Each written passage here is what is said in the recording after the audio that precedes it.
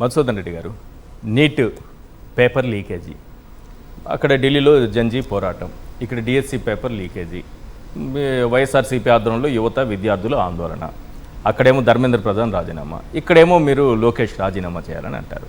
ఏంటి దానికి దీనికి ఎందుకు లింక్ పెడుతున్నారు? ఈశ్వర్ గారు, ముందుగా మీకు సాక్షి టీవీకి ప్యానల్లో ఉన్న పెద్దలు జక్కంపూడి రాజా గారికి, కిరణ్ సత్యనారాయణ గారికి శుభ సాయంత్రం. సార్, ఇప్పుడు deliberate scam of Chandrababu Naidu అనేటువంటిది ఈ DSC. Deliberate scam of Chandrababu Naidu, DSC అంటే అబ్రివేషనే మార్చేశారు. ఎస్, అంటే జరిగిందే, అది జరిగిన దాన్నే చెప్తున్నాను నేను. ఎంత డెలిబరేట్గా స్కామ్ చేశారంటే అంత డెలిబరేట్గా స్కామ్ చేశారు. దీంట్లో అడుగడుగున స్కామ్, నాట్ అనే సింగిల్ స్టేజ్ బై స్టేజ్, ఒక్కొక్క స్టేజ్లో దీన్ని స్కామ్ చేసుకుంటూ వచ్చారనమాట. ఫస్ట్ స్టేజ్ పేపర్ లీక్ చేశారు. ఆ తర్వాత రిజర్వేషన్ సిస్టమ్ని అమరిక చేసేటప్పుడు హారిజాంటల్ వర్టికల్ రిజర్వేషన్, అదేవిధంగా రోస్టర్ పాయింట్స్ని యాడ్ చేసేటప్పుడు 1:1 రేషియోలో పిలిచి వాళ్ళని కూడా మిస్మేనేజ్ చేసి అక్కడ కూడా స్కామ్ చేశారు. సెకండ్ స్టేజ్లో. థర్డ్ స్టేజ్కి వచ్చేసరికి స్పోర్ట్స్ కోటా అనేటువంటి ఒక కోటాను తీసుకొచ్చి ఇంకొక మూడో స్టేజ్లో ఒక స్కామ్ చేశారనమాట. అంటే ఇది డెలిబరేట్గా స్కామ్ తయారు చేసినటువంటి ఒక విధి విధానాలు చూస్తే ఒక 3 స్టేజ్ల్లో ఇది స్కామ్ వచ్చిందనమాట. ఈ స్కామ్ మీరు ఇప్పుడు చెప్తున్నారు ఏ విధంగా లీక్ అయింది అని. నవీన్ అనేటువంటి వ్యక్తికి ఫస్ట్ ర్యాంక్ వచ్చింది సోషల్ స్టడీస్లో కృష్ణా డిస్టిక్లో. అదేవిధంగా జోన్ 2లో తెలుగు పేపర్లో 6th ర్యాంక్ వచ్చింది. ఓకే, అయినా కానీ అతనికి ఉద్యోగం ఇవ్వాల.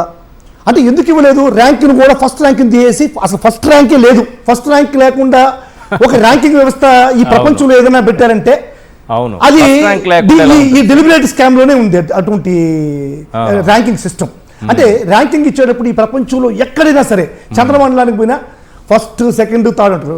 నంబర్ 1 అనేటువంటి ర్యాంక్ లేకుండా ర్యాంకింగ్ వ్యవస్థ ఇచ్చినటువంటి డెలిబరేట్ స్కామ్ లో పేపర్ లీక్ అనేటువంటిది పర్ఫెక్ట్ గా అక్కడ అమరిపోయింది.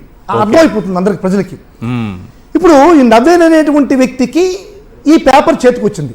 అవును, ఈ పేపర్ చేతికొచ్చిన నవీన్ అనేటువంటి వ్యక్తి ఈ పేపర్ని అతను మాత్రమే పెట్టుకున్నాడా? ఇది ఎత్తుకుపోయి చంద్రబాబు నాయుడు గారికి ఇచ్చాడా, లేకుంటే లోకేష్ గారికి ఇచ్చాడా? లోకేష్ కి అనుబంధంగా డిఎస్సి రాస్తున్నారా? అదే సార్, వాళ్ళు డిఎస్సి రాసేదానికి కదా సార్, వాళ్ళే కదా ఆ పేపర్ మేనేజ్మెంట్ చేసేది. ఇప్పుడు చంద్రబాబు నాయుడు లేకుంటే లోకేష్ పబ్లిష్ చేస్తే దాన్ని ఈ మధ్య జగన్ మన లోకేష్ గారు ఒక స్టేట్మెంట్లు ఇస్తున్నాడు. మీకు తెలుసో తెలియదు, ఎవరైనా సరే వైఎస్ఆర్సీపీ వాళ్ళతో మీరు కొట్టాడండి, మీరు ఆ రక్షణలో మిమ్మల్ని మీరు గాన మీ ప్రాణాలు పోతే మీ కుటుంబానికి ఒక ఉద్యోగం ఇస్తానంటున్నాడు. ఆ ఉద్యోగాలు ఇవ్వాలంటే ఇది ఒక వేదిక కదా, ఇది డెలిబరేట్ స్కామ్ అనేది ఒక వేదిక. ఈ వేదికలో ఆ ఉద్యోగాలన్నీ ఇస్తారనమాట. ఇప్పుడు ఇటువంటి దాంట్లో ఆ తర్వాత రోస్టర్ విధానంలో హారిజాంటల్ రిజర్వేషన్, వర్టికల్ రిజర్వేషన్స్లో 1:1 రేషియోలో పిలిచి సర్టిఫికేట్ వెరిఫికేషన్ పిలిచిన తర్వాత రోస్టర్ విధానంలో దాన్ని పొందుపరిచారు. హారిజాంటల్ రిజర్వేషన్లో దాన్ని తీసుకున్నారు, వర్టికల్ రిజర్వేషన్లో తీసుకున్నారు. ఈ మూడింటిని కూడా అనుసంధానం చేసిన తర్వాత 1:1 రేషియోలో సర్టిఫికేట్కి వెరిఫికేషన్ చేసినటువంటి క్యాండిడేట్స్కి మళ్ళా ఉద్యోగం లేదంటే, సర్టిఫికేట్ వెరిఫై చేసిన తర్వాత ఉద్యోగం రాలేదంటే అక్కడ ర్యాంకింగ్లు ఇచ్చిన తర్వాత వాళ్ళతో మతలబులు వేసుకొని వాళ్ళు ముందుకు తీసుకొని రోస్టర్ విధానంలోనో లేకుంటే హారిజాంటల్ వర్టికల్ రిజర్వేషన్లోనో ఒక మిస్మేనేజ్ చేసి అక్కడ ఒక విధమైనటువంటి స్కామ్ జరిగిపోయింది. ఆ తర్వాత మూడో స్కామ్ వచ్చేకాలకి ఈ స్పోర్ట్స్ కోటా. ఈ స్పోర్ట్స్ కోటాలో ఇప్పుడు సోదరులు చెప్పారు GO number 4 and GO number 47 అనేటువంటివి. సరే, మీరు జీవో నెంబర్ 4 చేశారు, జీవో నెంబర్ 47 రెండు చేశారు. వెరీ గుడ్, నేను స్వాగతిస్తున్నా. ఎందుకంటే ఈ యొక్క స్పోర్ట్స్ని మనం ముందుకు తీసుకెళ్లాలా, స్పోర్ట్స్కి మీరు ఉత్సాహాన్ని కల్పించాలా, వాళ్ళని మీరు ముందుకు తీసుకుపోవాలనే ఉద్దేశంతో మీరు ఒక జీవోలు చేశారు. రైట్, మీరు అదే జీవోని కాదు సార్. ఇప్పుడు టెట్ డిఎస్సి లేకుండా స్పోర్ట్స్ కోటాలో ఏ జూడోలోనో లేకపోతే ఇంకో దాంట్లోనో సర్టిఫికేట్ ఉంది కదా అని వాళ్ళని సోషల్ స్టడీస్ చెప్పమంటే, సైన్స్ చెప్పమంటే, ఇంగ్లీష్ చెప్పమంటే వాళ్ళు ఏం చెప్తారు? నేను దానికే వస్తున్నా సార్, దానికే వస్తున్నా. ఇప్పుడు ఈ యొక్క జీవోలు క్రియేట్ చేశారు అంటే వాళ్ళు చదువు చెప్పడానికి కాదు కదా, వాళ్ళు గురువులను నమ్మేస్తున్నారు, గురువులు నమ్ముకుంటున్నారు. దానికి అమ్మకానికి పెట్టినప్పుడు చదువు సంస్కారం ఏముంటుంది? ఇతనికి ఏమైనా చదువు సంస్కారం ఉందా? స్టాన్ఫోర్డ్ యూనివర్సిటీ అన్నాడు, అతను ఏం సంస్కారం నేర్చుకున్నట్టు, ఏం చదువు నేర్చుకున్నట్టు? డిఎస్సిలో గురువులను నమ్మేస్తున్నాడు, అతనికి ఏం సంస్కారం ఉంది? అందువల్ల ఇప్పుడు ఆ తర్వాత ఏం జరిగిందంటే ఈ జీవోలంతా రిలీజ్ చేసిన తర్వాత వాళ్ళు ఒక అడ్రస్లు ఇచ్చారనమాట. గీతం యూనివర్సిటీ ఒకటి, ఆ తర్వాత ఇంకోటి ఏంటంటే మన ఇంకొక ఊరు సార్, ఒక్కటి సార్ ఆముదాల వలస, కోన రవికుమార్. ఆముదాల వలసకి ఒక అడ్రస్ ఇచ్చారు, గీతం యూనివర్సిటీకి ఒక అడ్రస్ ఇచ్చారు. మీరు కావాల్సింటే ఆడ పార్టిసిపేషన్ సర్టిఫికేట్లు ఇస్తారు, అమ్మేస్తారు. గీతం యూనివర్సిటీకి కావాల్సినటువంటి మా వియంకుడు, మా తోడు ఉన్నాడు భరత్ అనేటువంటి ఎంపీ, ఆయన కూడా మీకు పార్టిసిపేషన్ సర్టిఫికేట్ ఇచ్చేస్తాడు, దాంతో మీరు ఉద్యోగాలు సంపాదించుకోవచ్చు. అదే కోన రవికుమార్ అన్నాడు, ఆయన కూడా పార్టిసిపేషన్ సర్టిఫికేట్ ఇస్తాడు, మీరు దాంతో అమ్ముకోవచ్చు అని చెప్పని ఒక విధమైనటువంటి వేదిక క్రియేట్ చేశారు సార్. ఇన్ని పకడ్బందీగా ఈ డిఎస్సిలో అవకతవకలు తెలుస్తూ ఉంటే ప్రజలకి ఈ రోజు ఈ డెలిబరేటివ్ స్కామ్ కి ఇంత ఆదరణ లభించిందంటే ఆంధ్ర రాష్ట్రంలో యువత అంతా కూడా ముందుకు వచ్చి ఈ విధంగా దిగిపో నీకు దండం అని చెప్పని లోకేష్ని ప్రాధేయపడి అడుక్కుంటా ఉంటే సిగ్గు శరం లేకుంటే ఈరోజు ఒక మంత్రిగా కొనసాగడం అనేటువంటిది నైతికత కాదు. ఈరోజు ధర్మేంద్ర ప్రధాన్ అనేటువంటి ఒక కేంద్ర మంత్రి నీట్ పరీక్షా పత్రం లీక్ అయినటువంటి సందర్భంగా ఏ విధంగా నైతిక బాధ్యత వహిస్తూ ఆయన పదవికి రాజీనామా చేశాడో అదే నైతికత. ఇక్కడ నైతికత లేదు, అంతా నారాకతే.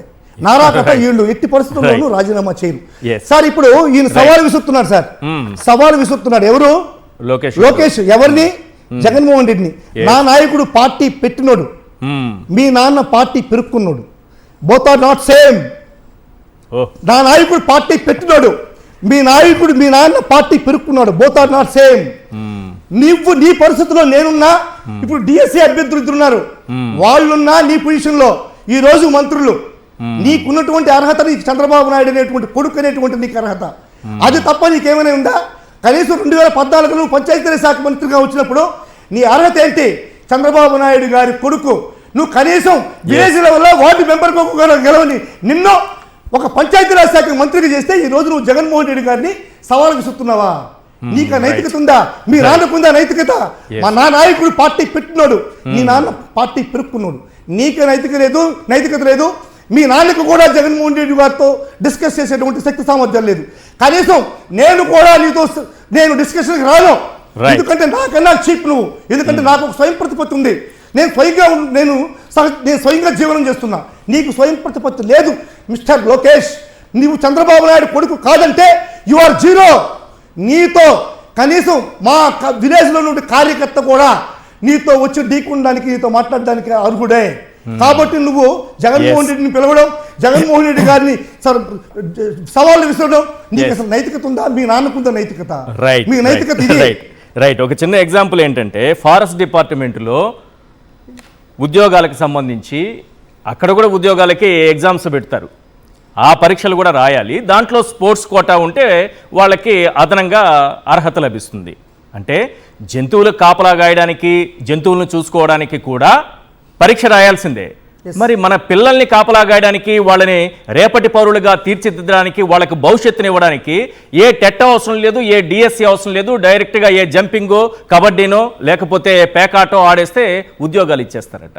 జంతువులకు ఇస్తున్న వాల్యూ కూడా మన డిఎస్సిలో మన విద్యార్థులకు, మన పిల్లలకు ఇవ్వటం లేదంటే దీన్ని ఎలా అర్థం చేసుకోవాలి?